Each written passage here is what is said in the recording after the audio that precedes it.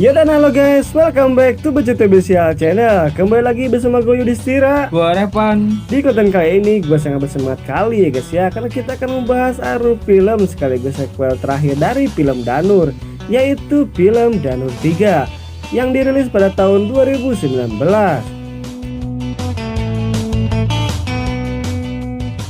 Film ini masih menceritakan tentang Risa dan pacar barunya. Di sela-sela kebahagiaannya, dia malah terjebak dan ditipu oleh sosok mengerikan yang mengincar Risa dan teman-teman hantunya. Apakah yang akan terjadi kepada mereka? Dan sebelum lanjut, alangkah baiknya kalian tekan like, comment, share, and subscribe tentunya. Dan jangan lupa loncengnya guys, agar kalian tidak ketinggalan notifikasi dari channel ini. Gak usah banyak bacot lagi, langsung saja ke alur filmnya. Check it out.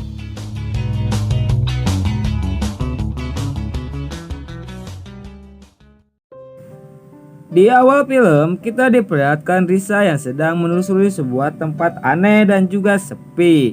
Secara tiba-tiba ada sebuah boneka yang akan menyundulnya. Anjing, nyundul goblok, bola kali lah. Masa boneka, bola kali nyundul. Kayak menyundul cok jatuhnya gitu. Gak disundul lah, itu jatuh cok, gravitasi. Udah lanjut.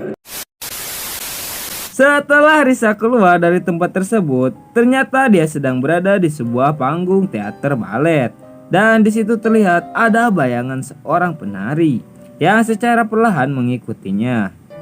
Di saat Risa terpojok, barulah terlihat sosok penari yang dari tadi mengikutinya itu adalah sosok Canting. Ia pun memamerkan muka buriknya yang membuat Risa ketakutan. Dan film pun baru saja dimulai. Beberapa tahun setelah peristiwa di film sebelumnya, kini Risa sudah memiliki pacar yang bernama Dimas. Dia ini adalah seorang menjual mic. Seorang penyiar radio kali cok. Kok penjual mic anjing? Di situ ada mic gitu, kirain jualan mic dia. Maksudnya Dimas ini berprofesi sebagai penyiar radio ya guys, bukan penjual mic ya. Oke, lanjut. Risa pun merasa sangat bahagia setelah Dimas masuk ke dalam kehidupannya. Di saat Risa tertidur pulas, HP-nya Risa berbunyi tepat pada pukul 12 malam. Dan kemudian ada sosok tangan yang mengambil HP-nya tersebut. Waktu subuh pun tiba. Risa pun terbangunkan oleh suara alarm. Risa pun kebingungan mencari HP-nya. Dan ternyata itu adalah ulah dari teman-teman hantunya. Risa pun bilang kepada mereka bahwa alarm jam 12 malam itu sengaja Risa buat agar dia bisa mengucapkan happy birthday kepada pacarnya yang sedang berulang tahun, yaitu Dimas. Di keesokan harinya, dengan dibantu Riri, Risa pun mempersiapkan surprise untuk pacarnya.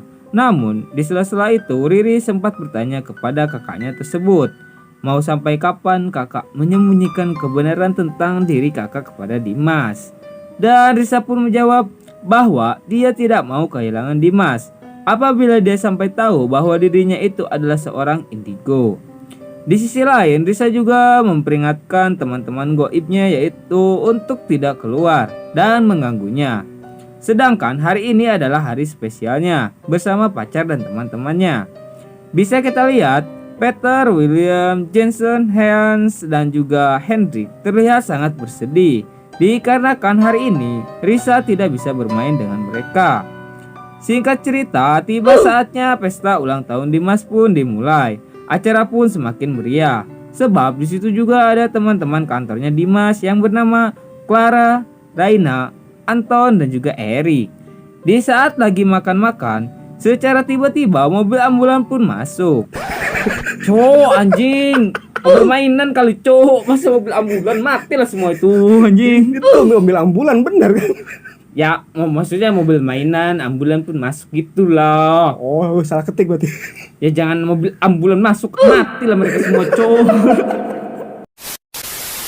Teman-teman hantunya Risa pun mulai mengusili mereka dengan menyalakan mobil mainan. Dikarenakan Anton ini adalah YouTuber abal-abal, dia pun sok-sokan ngeplog di rumahnya Risa. Dan dia pun mendengar ada suara seseorang yang sedang menyanyikan lagu Sunda. Bukan hanya sampai di situ, sesudah teman-teman yang lainnya pada pulang ke habitatnya masing-masing, Dimas pun tidak langsung pulang, dikarenakan di luar sedang turun hujan. Ketika Dimas dan Risa sedang beres-beres rumah, terdengar suara-suara dari loteng rumah. Tanpa pikir panjang, Risa pun tahu bahwa itu semua ulahnya Peter dan yang lainnya. Dengan nada yang agak sedikit jengkel, Risa pun memarahi mereka agar tidak membuat keributan. Hujan pun kini semakin deras, sedangkan di dimensi para hantu terlihat ada satu sosok yang sangat mengerikan masuk ke rumahnya Risa, sampai-sampai membuat teman-teman hantunya Risa pun ketakutan. Tak lama kemudian, secara tiba-tiba meletusnya balon kuning yang membuat Dimas kaget dan melukai tangannya. Dalam keadaan marah, Risa meneriaki mereka dan mengatakan bahwa dia tidak mau melihat mereka lagi. Di sini Risa tidak menyadari bahwa ada sesuatu yang mengerikan sedang mengincarnya dan juga teman-teman hantunya. Memimpikan hal ini, Risa bertemu dengan hantu yang bernama Kartika yang menawarinya untuk menutup mata batinnya. Dalam amarahnya, Risa pun membacakan sebuah mantra dan mengiyakan tawarannya tersebut. Sejak mantra batin Apa mantra apa ya? mantra batin. Mata batin kali, bukan mantra batin anjir. Iya, sorry guys. Lanjut. Sejak mata batin Risa ditutup, dia tidak dapat melihat teman-teman hantunya lagi. Namun di sisi lain, dia merasa bahwa dia dihantui oleh sosok hantu lain yang tidak dia ketahui. Dengan kekuatannya, ternyata hantu tersebutlah yang membuat hujan tak kunjung berhenti di pekarangan rumahnya Risa. Bisa dibilang dia ini adalah hantu hujan. Oke, lanjut. Bukan hanya itu, dia juga membuat mata kanan Risa mengalami infeksi sampai segede jengkol. Di sisi lain, di saat Dimas memutar rekaman dari Anton, dia melihat dan mendengar ada seseorang yang sedang menyanyikan lagu Sunda. Hari demi hari, Risa mulai merasakan ada yang aneh yang menghantuinya melalui becekan air hujan setiap dimanapun dia berada. Beberapa saat kemudian, di saat Risa sedang di kamarnya, ada tangan yang menarik kepalanya sampai-sampai kepalanya Risa harus terjebak di dalam panci yang berisi air hujan. Setelah terlepas dari panci tersebut, dia pun bergegas menyelidiki tentang teror yang sedang dia alami. Selang beberapa menit, Riri pun pulang ke rumah dan dia pun merasa ada yang janggal sebab hanya di rumahnya saja yang hujan sedangkan di tempat lain tidak. Seketika itu juga Risa pun membayangkan tentang teman-teman hantunya yang memintanya untuk menggantungkan sebuah boneka dan menyanyikan lagu pengusir hujan.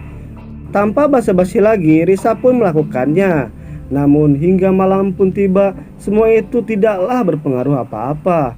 Di sini Risa mulai ketakutan. Meskipun dia tidak bisa lagi melihat teman-teman hantunya, dia masih saja bisa mencium bau danur.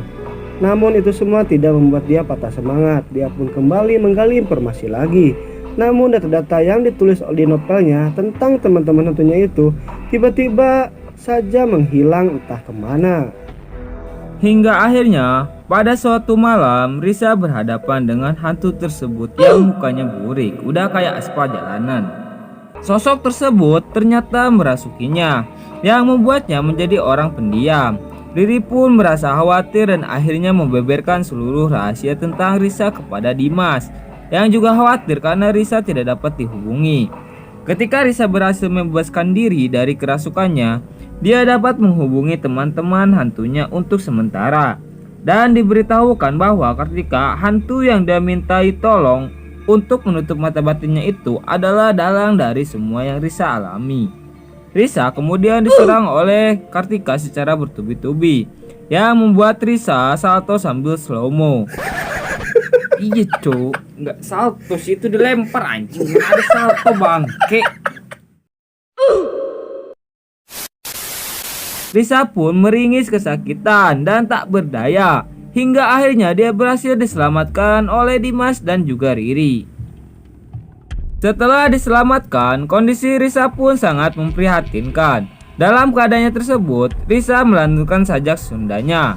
Dimas pun langsung teringat dengan video yang disyuting Anton sebelumnya.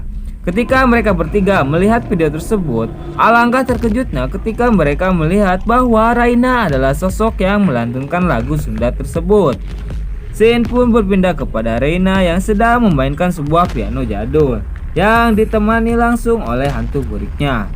Di sini diperlihatkan kronologi sebelum kejadian mengerikan yang terjadi kepada Risa, bahwa ternyata Reina adalah seorang indigo juga, dan sempat meminta teman-teman hantunya Risa untuk berteman dengannya. Namun Peter dan yang lainnya pun menolak tegas tawarannya tersebut. Kembali lagi kepada Risa dan juga Dimas yang menuju ke rumah Reina, yang ternyata sudah terbengkalai sejak lama. Setelah Risa masuk ke rumah tersebut, dia terjebak di dalamnya dan menyisakan Dimas di luar. Apa boleh buat, Dimas pun harus mencari jalan lain untuk masuk ke rumah tersebut. Di sisi lain, dengan bermodalkan HP Xiaomi, Risa pun malah explore dan menjelajahi rumah tersebut. Perlahan namun pasti dengan mata jengkolnya. Anjing goblok. Cok. Itu bukan mata jengkol, cok. Lihat dia mata dia bengkak sebelah kayak jengkol anjir. Risa hanya bisa melihat dari HP yang dia bawa. Hingga pada akhirnya dia pun bertemu dengan Reina. Ya sudah pasti pertarungan epik, namun cuma sebentar pun terjadi di sini.